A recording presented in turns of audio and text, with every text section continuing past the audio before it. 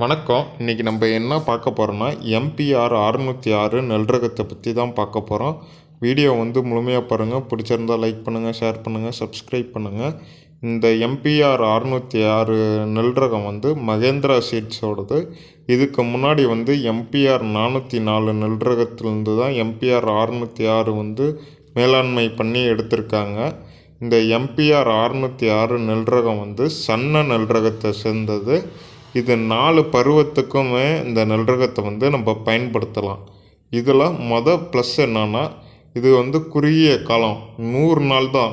100 நாளில் இருந்து 105 நாளுக்குள்ளே அறுவடைக்கு வந்துடும் இந்த எம்பிஆர் 606 நெல் ரகம். இது அடுத்ததாக ப்ளஸ் பார்க்க போகிறது மகசூல் நல்லாவே இருக்குது. கிட்டத்தட்ட 6000 கிலோக்கு மேலே தான் ஹெக்டருக்கு வருது. அதுவே ஒரு ப்ளஸ்ஸு தான். அதிகபட்சமாக 6500 கிலோக்கு மேலே வருது. அப்போ நம்ம ஒரு ஏக்கருக்கு 40 மூட்டை குறையில்லாமல் மகசூலை எடுக்கலாம். இந்த எம்பிஆர் 606 நெல் ரகம் இதுவரையும் நாங்கள் இந்த எம்பிஆர் 606 நாங்கள் பயன்படுத்தலை. இதுக்கு முன்னாடி பயிர் செஞ்சவங்கள்ட்ட என்னென்ன வழிமுறைகளை கேட்டுட்டு தான் இந்த வீடியோ அப்லோட் செய்கிறோம், சப்ஸ்கிரைபருக்கு அவசரம். அதுக்கப்புறம் இந்த பயிர் அதிகமும் வளராது, கம்மியாகவும் குட்டை ரகமாகவும் இருக்காது, நெட்டை ரகமாகவும் இருக்காது. நடுத்தரமாக நெல் கதிர் கரெக்டாக ஓரளவுக்கு மீடியமாக வளரும். அதனால் சாயாது. ஏன்னா ஓரளவுக்கு வளரப்போ சாயாது, ஓரளவுக்கு மேலே வளர்ந்தால் தான் சாயும். அதனால் மோஸ்ட்லி இந்த நெல் ரகம் சாயறதுக்கு வாய்ப்புகள் கம்மி. சன்ன ரகம் வர குறுகிய காலத்தில் வருது. அதுக்கப்புறம் இன்னும் நம்ம இந்த நெல் ரகம் பயன்படுத்த போகிறோன்னா இன்னும் நம்ம தெரிஞ்சுக்கணும். இப்பொழுதுக்கு நாங்கள் தெரிஞ்சுக்கிட்ட அளவுக்கு இந்த பயிர் இந்த நெல் ரகத்தில் பண்ணலாம்.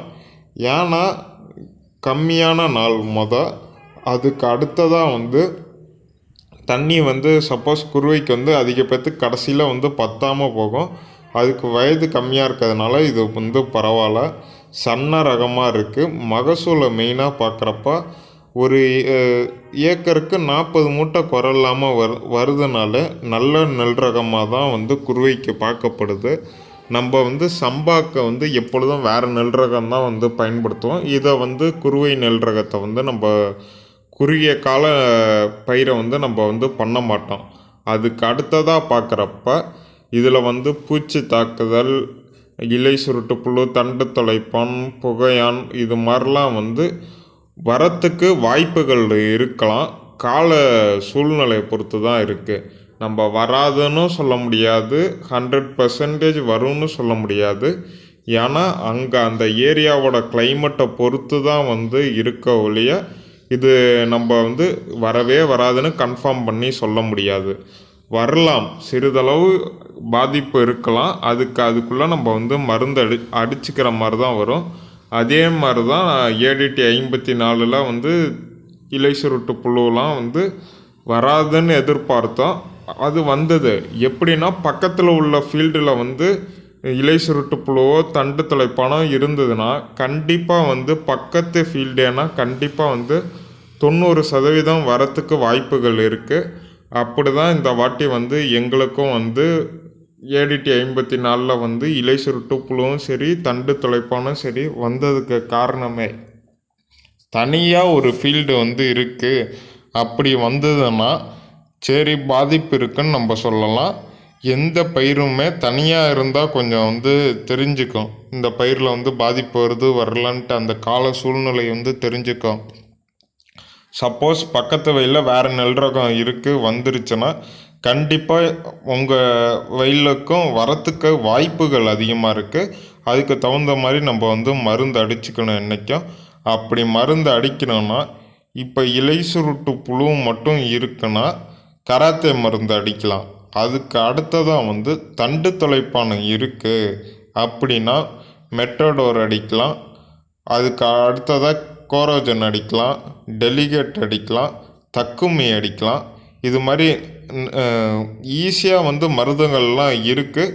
கொஞ்சம் கொஞ்சம் காஸ்ட் டிஃப்ரெண்ட், அமௌண்ட் வந்து டிஃப்ரெண்ட் வரும். அதுக்கு தகுந்த மாதிரி அதிகமாக பாதிப்பு இருக்குன்னா நம்ம டேரெக்டாக கோரோஜனை வந்து அடிக்கலாம். கோரோஜனுங்கிறது புழுவை அழிக்கும், முட்டைகளை அழிக்கும். ஆனால் வந்து நாவாம்பூச்சிலாம் இருக்கும், அந்த நாவாம்பூச்சி அழிக்கிறது வந்து கொஞ்சம் கஷ்டமாக இருக்கும். அப்போ நாவாம்பூச்சி அழிக்கணும்னா நம்மளுக்கு கராத்தே மருந்து வந்து ஈஸியாக வந்து நாவாம்பூச்சை வந்து அழிக்குது.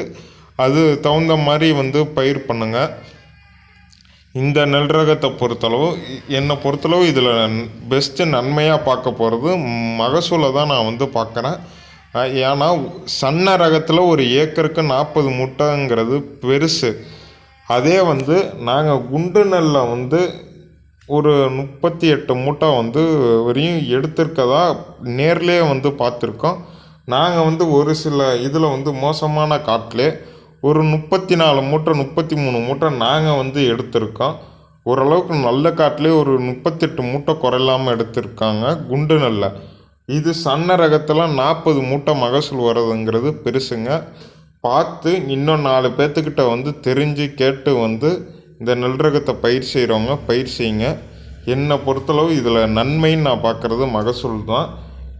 இதுக்கு அடுத்த வீடியோவாக வந்து அடுத்த சன்ன ரகமோ இல்லாட்டினா குறுவை பயிரில் வந்து சொல்கிறேன். வீடியோ பிடிச்சிருந்தால் லைக் பண்ணுங்கள், ஷேர் பண்ணுங்கள், சப்ஸ்கிரைப் பண்ணுங்கள். உங்கள் கருத்தையும் கமெண்ட் செக்ஷனில் வந்து சொல்லுங்கள். என்னை பொறுத்தளவுக்கு இந்த பயிர் வந்து பண்ணுறதுக்கு 100% வந்து நல்லா தான் இருக்குது. எதுக்கும் தீர வந்து நம்ம விசாரிச்சுக்கிறதே மெய். நன்றி.